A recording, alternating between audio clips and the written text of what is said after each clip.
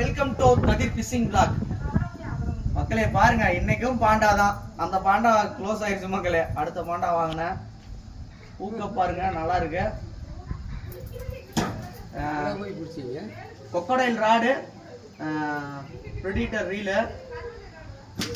இதுல பிடிச்ச மீன் பாருங்க மக்களே. இன்னைக்கு ஒரு 10 ஸ்ட்ரைக் தான் போட்டுருப்போம். பாருங்க மக்களே, செங்கன் நௌரி ஜூம்போ